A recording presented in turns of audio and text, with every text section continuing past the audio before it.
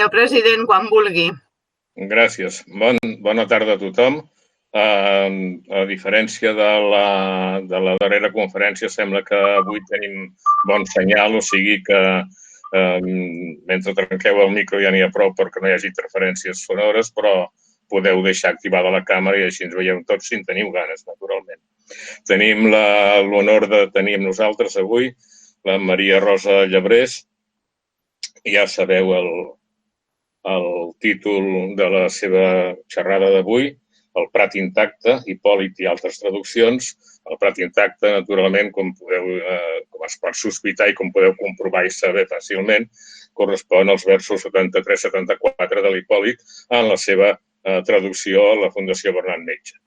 Com a traductora, és una traductora distingida, molt respectada, molt coneguda, ha traduït Safo, himnes homèrics, ha traduït com a molt recent, com a força recent, una antologia de iambe grec, o bé un estudi sobre l'iambe grec, el judici a una meuca, a Desiara, i per la Bernat Metge, a part del volum Hipòlit i Andròmaca de l'any 2015, més recentment ha traduït també el volum 5è de les tragèdies d'Eurípides, l'Electra i l'Hèracles, el volum al qual fèiem referència a la conferència que va pronunciar el Jaume Almirall fa pocs dies, la darrera que vam celebrar. Li donaré pas, però no em puc resistir a fer-ho al·ludint a la seva persona i a la seva condició de poetessa, perquè també ha publicat 3 llibres de poemes, La interrogació vermella, L'ocell rebel i Runes, i precisament de la interrogació vermella hi ha un poema, en el qual hi ha un vers que em servirà per donar pas a la seva conferència. El poema és Prolegòmena, que naturalment és una al·lusió i, a més, està indicat així en memòria i en honor de la professora Jane Harrison, i hi ha un vers en què diu, llegim, Grècia és vermella de sang i de vi. I doncs bé, aquesta Grècia vermella de sang i de vi estem segurs que es la farà emergir en la seva xerrada d'avui. Gràcies, Maria Rosa, per ser amb nosaltres i en donem la paraula. Molt bé, moltes gràcies. Comencem. Bé, doncs això, moltes gràcies a la Societat Catalana d'Estudis Clàssics, a tu, Carles Garriga, a la Francisca Mestre, i molt especialment a la Margalida Capellà, que m'ho va proposar i m'ha ajudat molt a preparar tot això. I bé, jo havia pensat primer fer una mica d'història de les meves traduccions, ja us ha explicat en Carles una mica el que he fet i bé, des del principi, que a mi sempre em va agradar traduir el grec, ja des de l'escola, i fins i tot a l'estiu, pel meu compte, feia versions de Safo i d'altres poetes, i prenia el text d'aquell llibre de Joan Ferreter, Líricos griegos arcaicos, que me l'havien regalat i m'entusiasmava. I després, ja més tard, quan feia classes de grec, m'agradava proposar als alumnes poemes breus dels lírics com a exercici, així fàcils, per no fer el de sempre. Sembla que els agradava i em va venir la corolla de publicar una traducció meva. I així, l'any 1999, van aparèixer els poemes lírics de la Grècia antiga a l'Esparver Clàssic d'Edicions de la Magrana. Espero que es vegi. Sí? Molt bé. Ja fa molt d'anys d'això i potser ara hi faria algun canvi. Però en aquell moment no hi havia gaire cosa de lírics en català. I hagués volgut fer una antologia. No és una antologia, però hi ha diferents gèneres. La lírica coral més fragmentària, el Mas, Tasícor, Ibid, Simònides, la monòdia d'Anacreont i poemes anònims i populars. I us puc llegir un trosset dels meus preferits. Del Gmà, aquest fragment molt breu que diu Eros με δεute Kypridos ekati, lykis kateivon, cardian iainei. De bell nou Eros per voler de Cipris, dolç inundant-me, mesqué el falcó. També del mar, el famós nocturn, diguéssim. Dormen de les muntanyes, els cims i les valls, els puigs i els barrancs. Totes quantes races de bèsties cria la negra terra, les feres que viuen als monts i l'eixam de baies, i els monstres en les profunditats de la mà purpúria, i dormen als esbars de rapassos de les amples.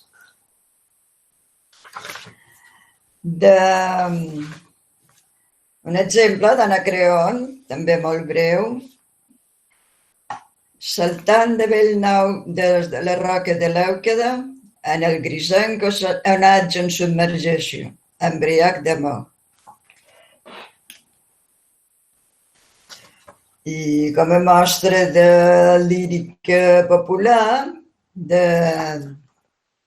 de lírica femenina, a més, un fragment que molt temps es va atribuir a Safo, i diu: s'ha amagat la lluna i les plèiades, és mitjanit i passa d'hora, i jo dormo sola.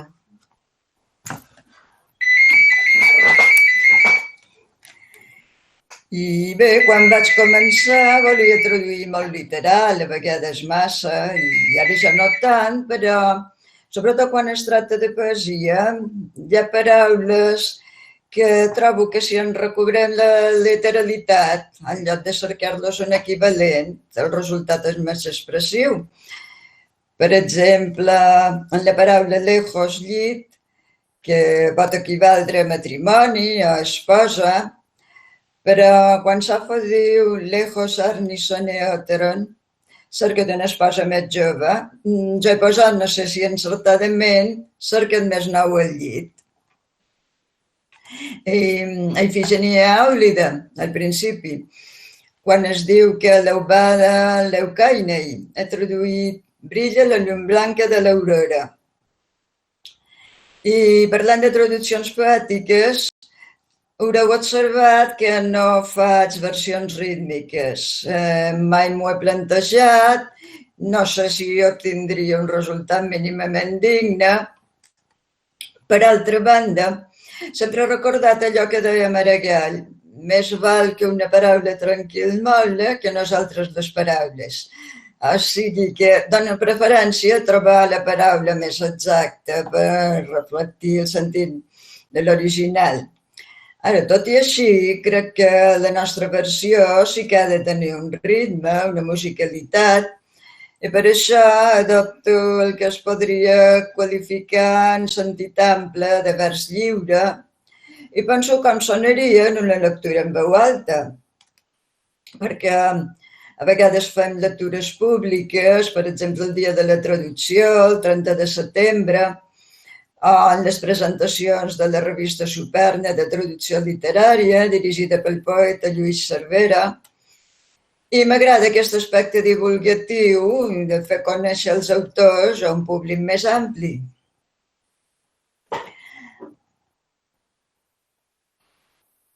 Doncs bé, el 2006 vaig tenir l'ocasió de complir una vella il·lusió de publicar una versió meva dels cants de Safo, també edicions de la Magrana.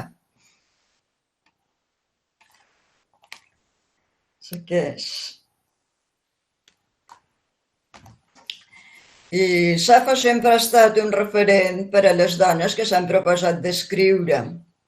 Hi ha hagut com una cadena que parteix d'ella, passa per altres poetes gregues que ha estudiat i traduït de Margalida Capellà, les que Anna Maria Àngels Anglada anomenava les germanes de Safo, fins a arribar a través del temps a autores i traductores actuals.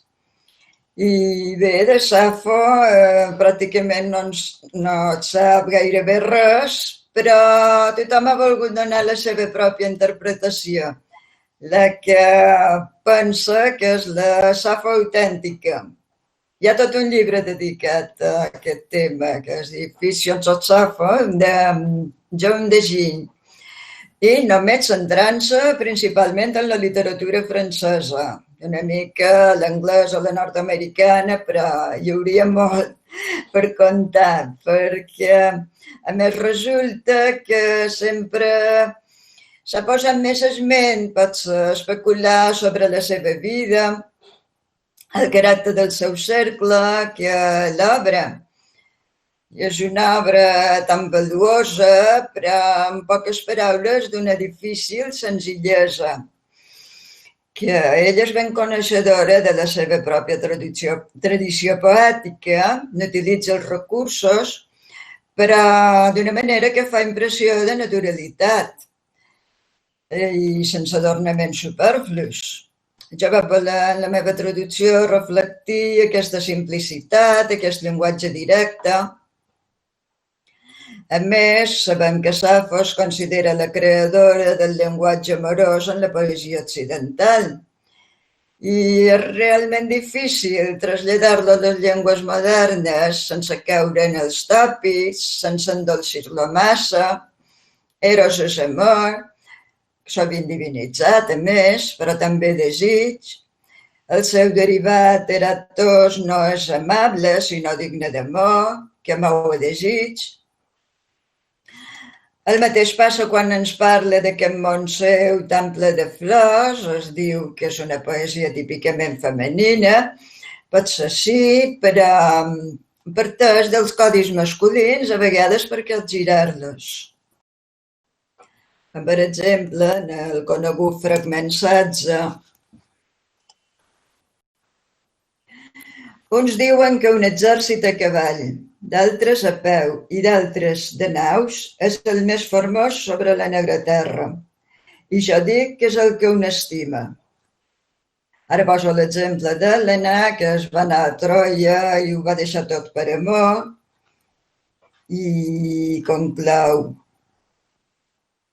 ara m'ha recordat en Nectòria, que no és aquí. D'ella més voldria veure el pas digne d'amor i el guspiret lluminós del seu rostre que els carros lidis i guerrers lluitant a peu en totes les armes. I també volia llegir aquests fragments tan breus que són una destil·lació sublim del llenguatge poètic, aquest que diu: Eros deute molisimeles donei, glycupicron amejanon orpeton. De bell nou eros en commou, el dolce, de bell nou eros el dolce amarg en commou, dolce i amarga bestiola irresistible.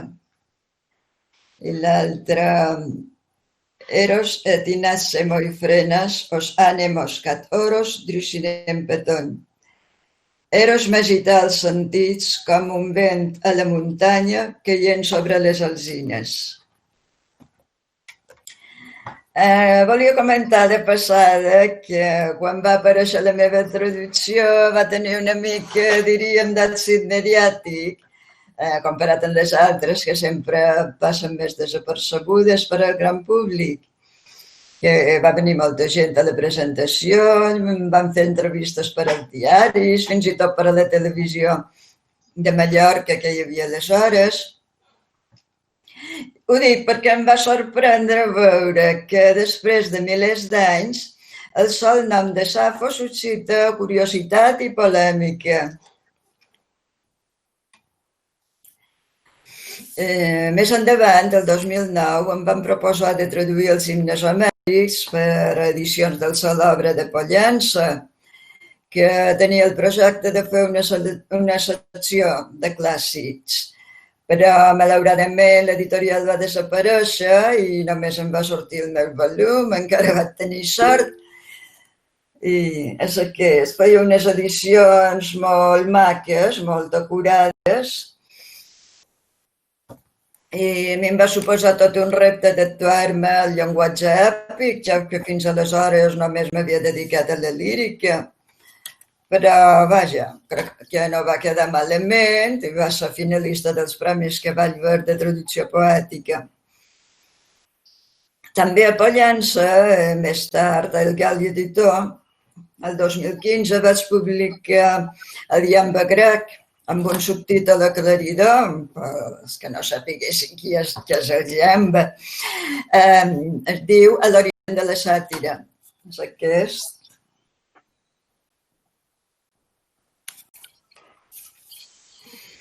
I vaig centrar-me en la poesia iàmbica d'època arcaica, Arquíloc, Simònides i Pònats, junt amb unes mostres bastant curioses d'Anani, que té, per exemple, un poema gastronòmic sobre menjars per a les diferents estacions de l'any, i de Susarió, que és aquell que diu que tant casar-se com no casar-se és dolent. Ara, de tots ells, el meu preferit, com segur que per molt de vosaltres, és Arquíloc, de qui s'ha dit que és el primer joc poètic, i com sabem també és autor d'elegies, des de la primera on es presenta a si mateix. Soc un servent de Niel i Sobirà i un expert en el do amable de les muses. En la llança tinc pastat el pa, en la llança el vi d'Ismaros i bec recolzat en la llança. Després, entre els trímetres iàmbics, tenim aquest fragment que és un remot precedent del tòpic de la nau de l'Estat. Glauc mira, ja profund, amb onades es remou el mar i entorn del cim de les gires s'aixeca dret un núvol, senyal de tempesta, i ens arriba de sota la por.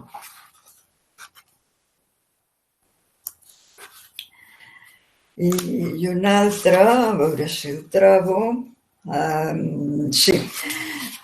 Cor meu atabalat de penes sense remei, endreça't i defensa't dels enemics, traient pit contra els que estan a la guai, ben a prop dels malvats, amb fermesa. Ni et vantis en públic de les victòries, ni vençut t'estiguis atuït a casa gemegant. Alegra't amb el que fa goig i amb les dissorts no t'enutgis massa. Comprèn quin és el ritme que governa els humans.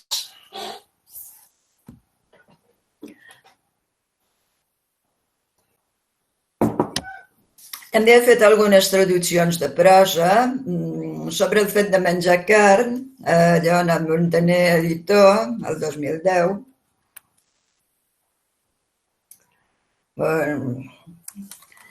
Uns anyellets molt macos. Aleshores, conté dos opuscles de Plutarc una mica relacionats, dos opuscles del Moralia, contra el fet de menjar carn, un dels primers al·legats en favor del vegetarianisme i contra el maltractament animal, contra el fet d'exhibir-los en espectacles, per exemple. I també el Grillos, que és el nom d'un dels companys d'Ulisses convertit en porc per Circe, que explica que no vol tornar a ser humà, s'ho passa molt bé remolcant-se pel fang. Diu que els animals són superiors a les persones, són molt divertit i que fa pensar.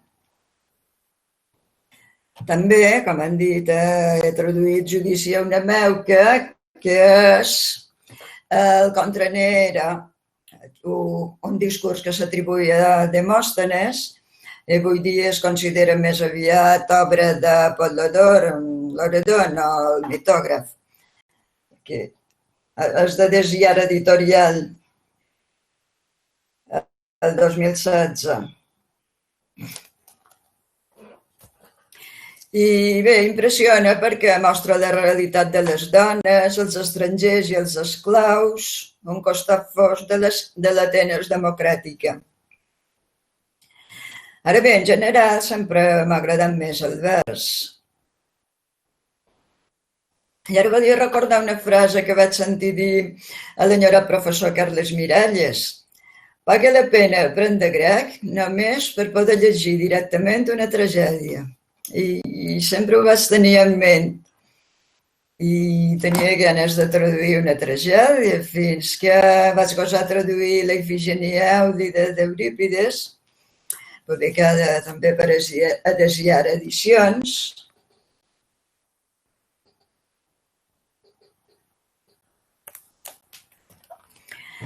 I amb aquesta primera experiència ja vaig ser conscient de la dificultat que suposa trobar un llenguatge adient per traslladar el català de la tragèdia.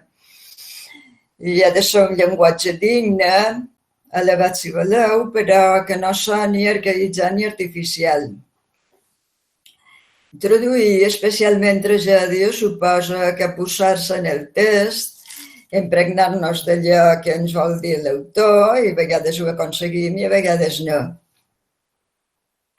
A mi em passa un poc el contrari del que va dir el Jaume Mirall, que li resultaven més fàcils els trímetres i àmbits, versos parlats, bé, que a un altre sentit, no? Però jo simplement trato d'aconseguir que sonin naturals, com una conversa, i en general em va millor la part lírica, perquè la poesia de l'original sembla que ens emporta a nosaltres a fer també poesia. Ja dic que no fas traduccions rítmiques, però tampoc no es pot traduir un estàsing com si fos prosa. Aleshores jo tradueixo vers a vers, o aproximadament vers a vers, perquè trobo que queda més ben reflectit el caràcter líric, encara que a vegades per exigències editorials, llavors el text vagi tot seguit. Bé, us llegiré una mica d'un cor d'Ifigenia, en què reflecteix l'alternança entre matrimoni i sacrifici, que és un motiu de fons, un motiu important dins aquesta tragèdia. A més, crea una ironia tràgica perquè s'al·ludeixen amb dos, amb els mateixos rituals, amb les mateixes paraules, fins i tot. És un tros que parla de les noces de Peleu i Tetis i comença molt festiu. Quin crit de joia va l'envà i meneu als acords de la flauta de Líbia, en la cítara amiga de danses i el so de siringues de canya. Quan dalt del Pèlion, les pièrides de Bellrulls, enmig del banquet dels déus, deixant en la terra una empremta de sandàlies d'or, van anar a les noces de Peleu, celebrant en cants melodiosos Tetis i el descendent d'Eac, en les muntanyes dels Centaures, al llarg del bosc del Pèlion. Ara va descrivint la festa de noces, després una profecia del naixement d'Aquil·les, i llavors contrasta. Ara s'adreça a Ifigenia. Però tu, els argius et coronaran els rulls de la formosa cavallera, com si fossis una vedella piguellada que vingués de les coves rocalloses de les muntanyes, intacta, ensangonant-te el coll mortal. No vas criar-te al so de la siringa ni entre els xiulets dels pastors, sinó vora la mare, núvia ornada per al matrimoni amb un descendent d'Ínac. Com la figura de l'Ares o la de la virtut poden tenir algun poder, quan la impietat té la força i els mortals deixen davant de la virtut, sense tenir-ne cura. La il·legalitat domina les lleis i no és una lluita comuna dels humans evitar que arribi l'enveja dels déus.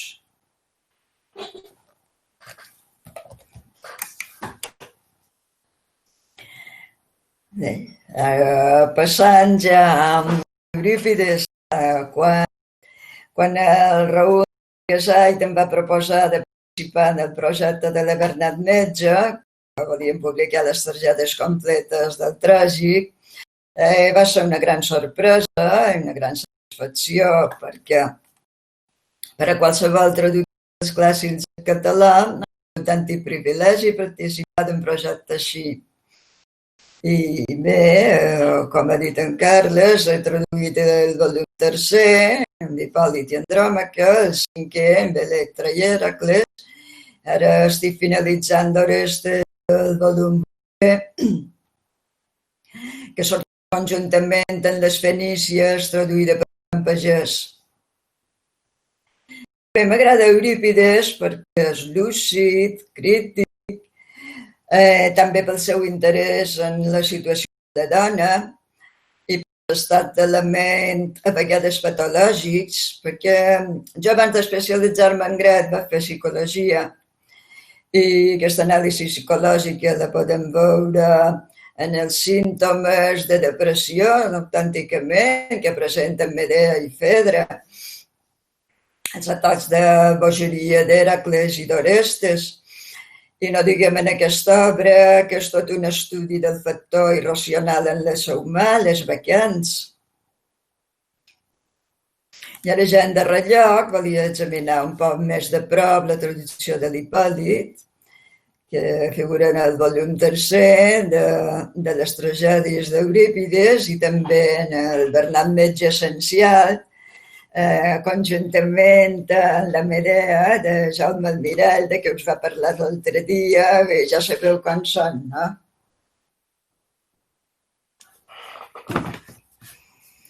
I a més, que em toqués traduir l'Hipòlit, per a mi va ser com un regal del destí, perquè és una tragèdia que sempre m'ha apassionat, arran d'un curs monogràfic que em vaig fer precisament amb el doctor Miralles.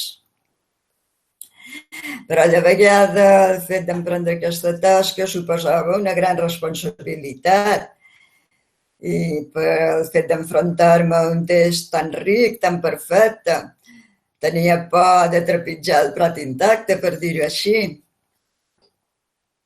És que és una peça de múltiples significats, diversos nivells de lectura. Es fa patent més que mai el repte de triar, d'adoptar un sentit deixant de banda els altres. I això ja ho podem veure en la cèlebre pregària d'Hipòlit, quan ofereix una corona a la deessa Àrtemis. I bé, ja sabem que malgrat les múltiples versions del drama de Fedra al llarg del temps, que per cert n'ha sortit fa poc un article de José Luis Bartolomé a la revista Auriga, per a Eurípides, l'Hipòlit tracta en primer lloc del drama d'aquest personatge, d'aquest jove, que és un personatge enigmàtic ja dins de la tragèdia mateixa, que ningú no l'entén. Controvertit encara avui dia, s'ha estudiat des de diferents punts de vista, com ara l'actualisme, la psicoanàlisi, l'estructuralisme. I bé, d'entrada la pregària ens dona la visió tradicional, la del jove cast i pietós.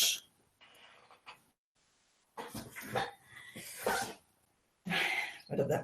A tu, senyora, et porto aquesta corona trenada que heu guarnit d'un prat intacte, on ni el pastor no gosa pasturar el bestiar ni ha entrat mai el ferro. Al contrari, la veia recorre aquesta prada intacta a la primavera i el pudor la fa créixer en rosada fluvial. Aquells a qui no s'ha ensenyat res, sinó que de natural han obtingut de ser moderats sempre en tot, els és permès collir-ne flors, però no els malvats. Vinga, senyora estimada, rep aquesta diadema per als teus cabells rossos d'una mà pietosa, que només jo entre els mortals tinc aquest privilegi. Tinc tracte i converso amb tu, escoltant la teva veu però sense veure't el rostre. Així pugui voltar el terme de la meva vida tal com l'he començada.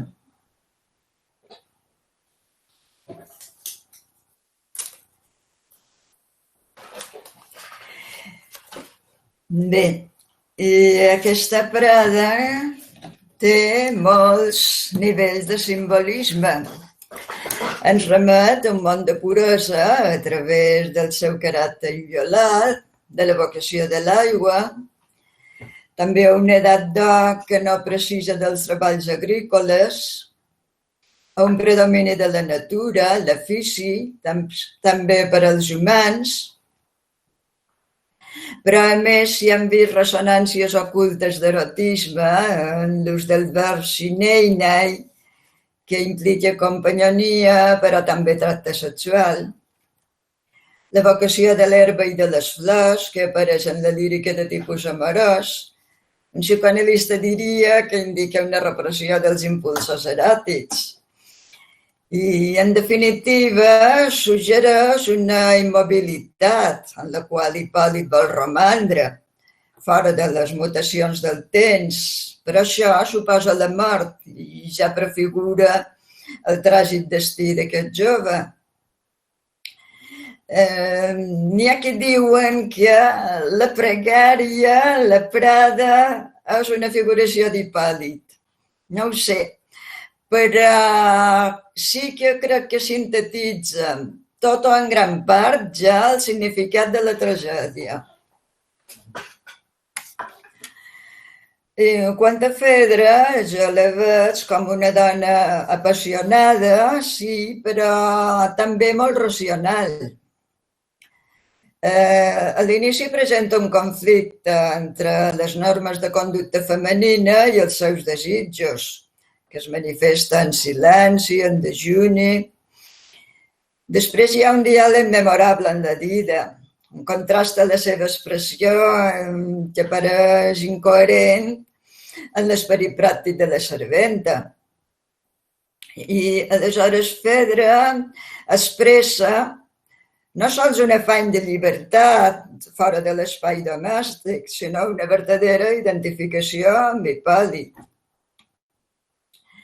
Perquè primer diu que vol beure aigua de rosada, que vol reposar sobre l'herba, que això ja sortia a la pregària, com hem vist.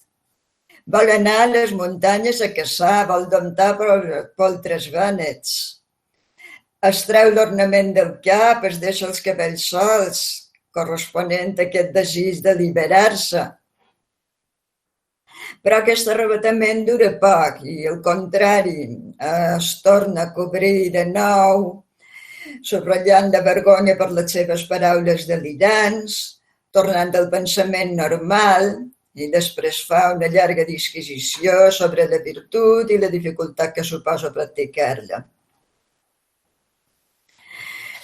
Com en totes les tragèdies, però especialment en aquesta, hi ha una recurrència de motius, com una xarxa que revela el seu contingut, tota la seva diversitat, i així el motiu de l'aigua, que hem esmentat abans, que és incontaminada, purificadora, però també al final, si és l'aigua del mar, un element de destrucció, quan sorgeix aquell brau que espanta els cavalls d'Hipòlit i li causa de mort.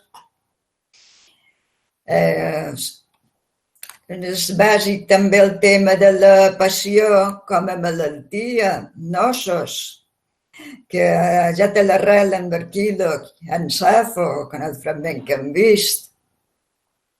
I aquí el cor, en el primer estàsim, ens adverteix de la força i fins i tot el perill de l'amor.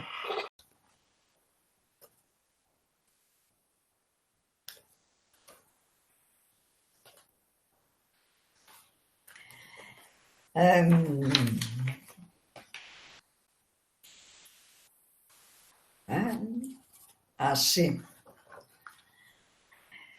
Eros que destil des dels ulls el desig, infonent dolç encís en l'ànima d'aquells amb qui combats.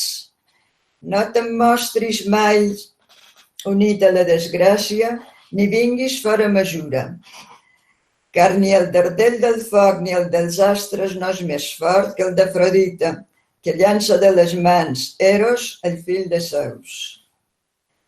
I ara poso una sèrie d'exemples mítics del poder destructor d'Eros i Afrodita.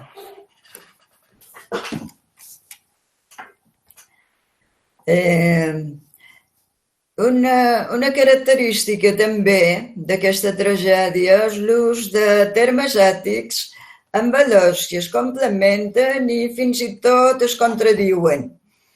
I així succeeix, per exemple, en dos termes claus, Aidos i Sofrosine, de definició problemàtica. Fedra mateixa ens diu que d'Aidos, vergonya, n'hi ha de dues castes. Una que no és dolenta i l'altra que és un feix per a les cases.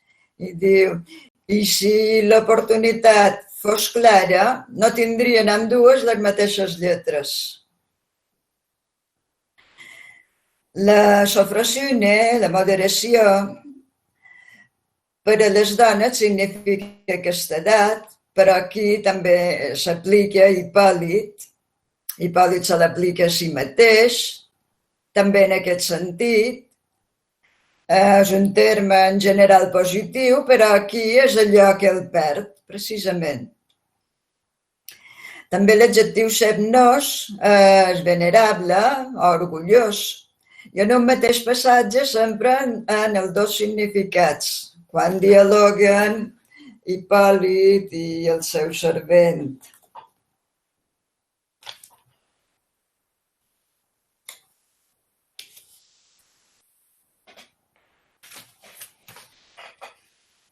El servent li diu,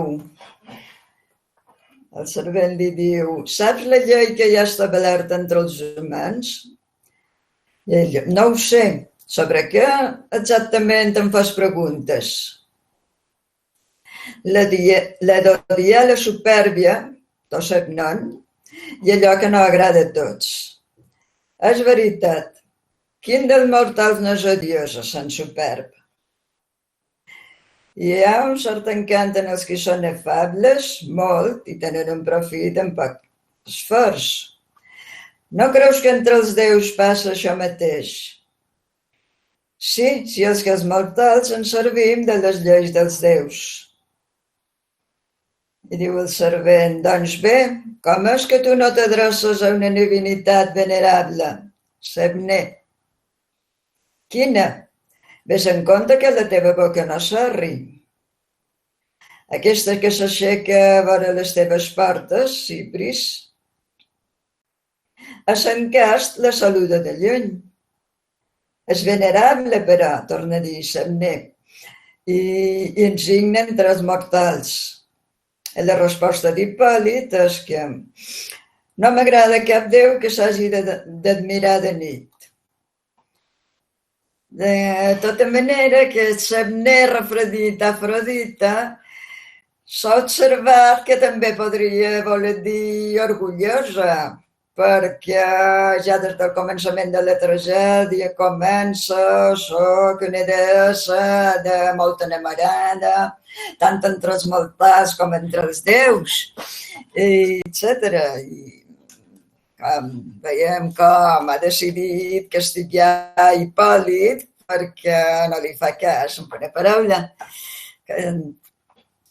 I bé, sí, també l'adjectiu sofós, hàbil, savi, normalment és positiu, però arriba a adoptar connotacions negatives i això és molt típic d'Eurípides, passa no sols aquí sinó en altres tragèdies, que el sofós és savi per fer un mal a vegades.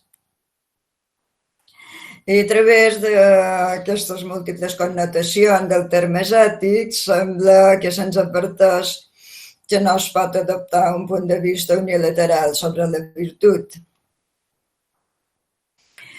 Hi ha altres motius repetits que s'estructuren sovint en forma de polaritats. Fermar i desfermar, per exemple.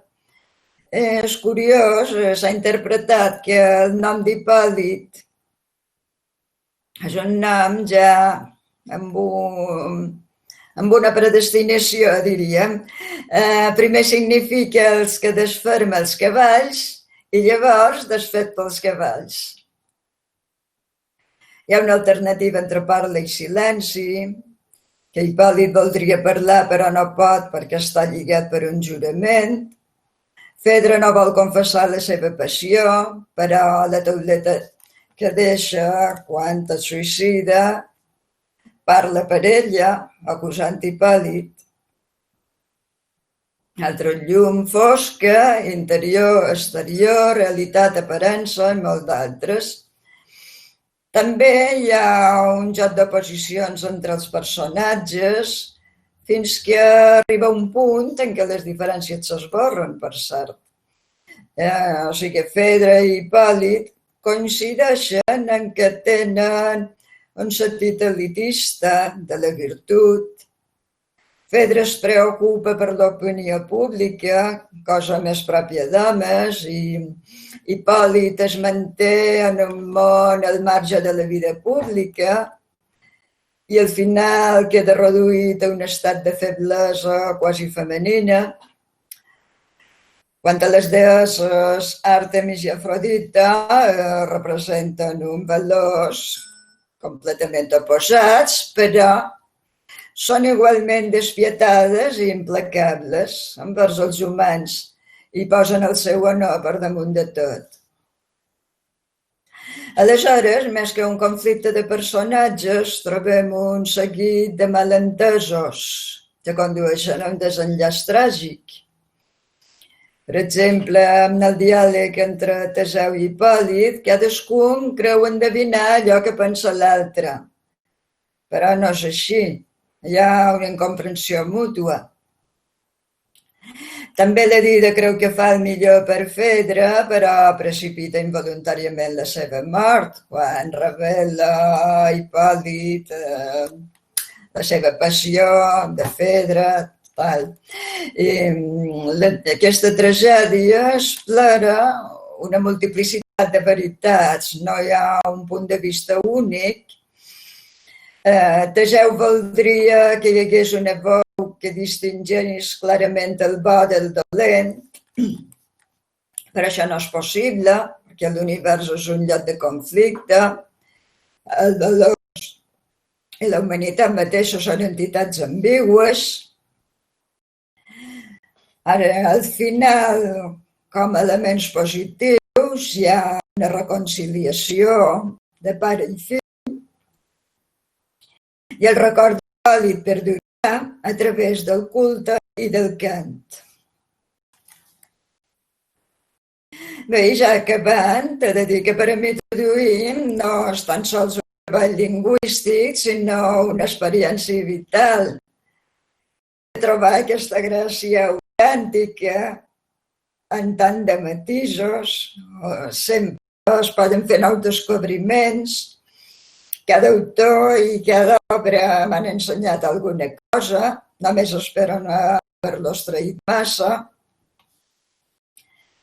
I res, només em resta tornar a donar les gràcies a persones que sempre m'han ajudat, el Jaume Almirall, el Jaume Pòrtoles, el Francesc Casadesús, els editors que han confiat en mi, la Montserrat Tudela, el Raül, el Roger Aluja, el Jordi Reventós, perquè els segueixen confiant, i a tots vosaltres per escoltar-me.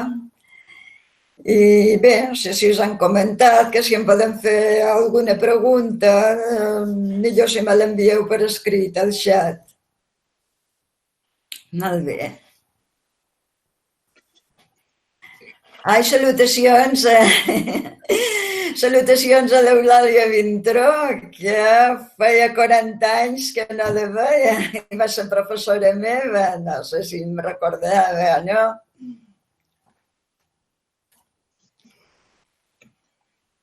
Doncs moltíssimes gràcies, Maria Rosa.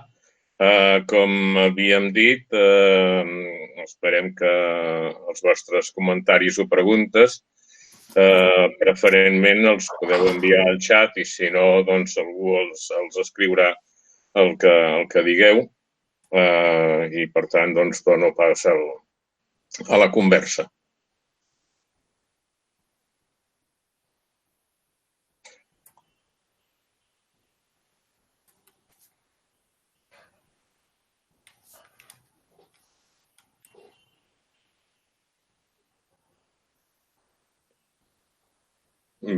Començo a dir jo alguna cosa, a veure si ens animem doncs, tots plegats. Bé, primer, no ho escric, però parlaré lentament, perquè si no ho he de fer massa llarg. Si no m'enganxes bé, Maria Rosa, m'ho dius, d'acord? Sí. Vale. Sembla que sento bé, sí. Molt bé. Doncs, primer de tot, moltíssimes gràcies. I m'agradaria fer un parell de comentaris o anotacions. M'ha agradat molt que connectessis, vaja, s'ha fet, no és cap... no és una novetat, vull dir que és una constatació que connectessis aquest passatge on Hipòlit parla de la presentació de la corona i que parla de la castedat amb el famós monòleg de Fedra, on també parla de l'aïdós i de la vergonya o de la contenció i de la castedat. Aquest monòleg, i això voldria dir-ho per qui no tinguin present ara el llibre i la traducció, aquest monòleg està il·lustrat per la traductora, la Maria Rosa Llebrés, amb una nota enormement llarga, molt llarga, en la qual explica l'estat de la qüestió i els problemes que suscita la interpretació de la paraula aïdós, que si és vergonya, si és respecte, el que vulgui dir. És una dels punts vermells interpretatius de la tragèdia i se li agraeix que no se n'amagui, perquè hi ha traductors o comentaristes que en el passatge aquest incriminat del monòleg de Fedra callen com morts. I aquí doncs, és molt bo aquesta nota llarga perquè com a mínim posa els lectors en la situació de recordar-los que aquest és un passatge conflictiu. Aquesta és la primera, és la nota d'agraïment. I l'altra ens ha dit que es trobava més còmode traduint versos, les parts cantades, que no les parts parlades de la tragèdia, i un poc després ha explicat que estava preparant també la traducció de l'Orestes. És a dir, que suposo que si l'està fent deu estar fruint-ne moltíssim perquè l'Orestes és potser és la tragèdia d'Eurípides en la qual l'autor fa més èmfasi i fa més moments de lluïment de la part cantada. No sé si voldria comentar alguna qüestió a propòsit. Sobre l'Orestes, vol dir? Sí, sobre el fet que l'Orestes és famosament la tragèdia més musical o més musicalitzada d'Eurípides. Aleshores dius, home, aquí hi ha lluïments musicals i molts passatges enormement lírics des del punt de vista també rítmic.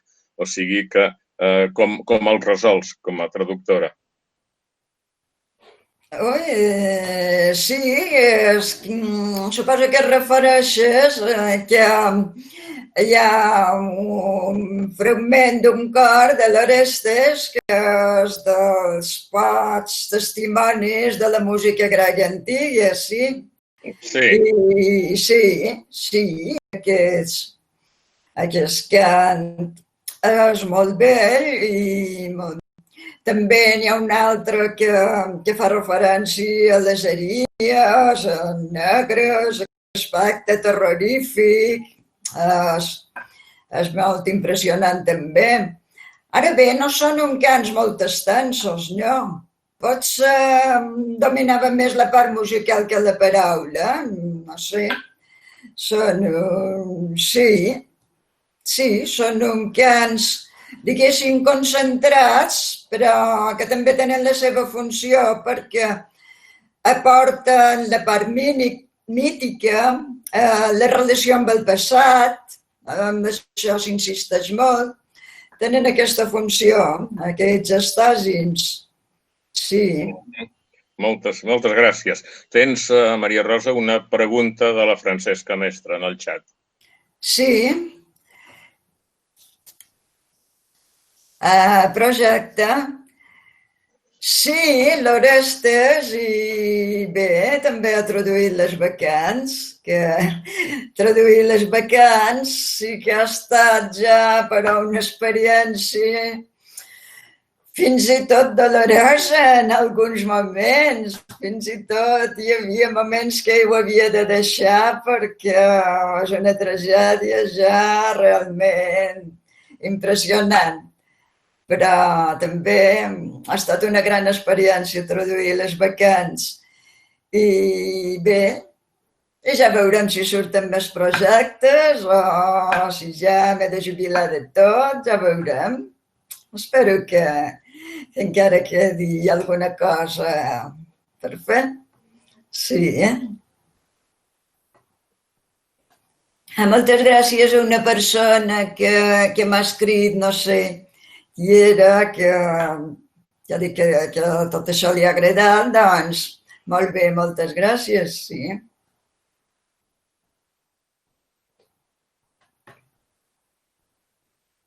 Algú més vol dir alguna cosa?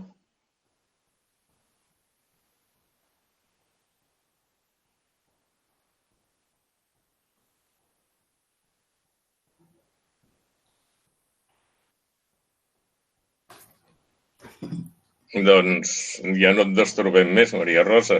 Veiem que tothom ha quedat satisfet tenim l'agraïment de la Margalida aquí i esperem, ja ho llegeixes, no? Tothom pot llegir. No, moltes gràcies a vosaltres, moltes gràcies a vosaltres. Ha estat un honor molt gran poder participar en aquest cicle, o sigui que moltes gràcies a tots. Molt bé. Moltíssimes gràcies, Maria Rosa. Gràcies a tots per la vostra assistència. Esperem continuar amb activitats de la nostra societat i, naturalment, amb la col·laboració de tots els socis i tots els simpatitzants perquè puguem anar tirant endavant fins i tot en circumstàncies difícils en molts ordres. Moltíssimes gràcies i a reveure. Una abraçada a tothom. A reveure. Adéu. Adéu. Gràcies. Adéu. Adéu.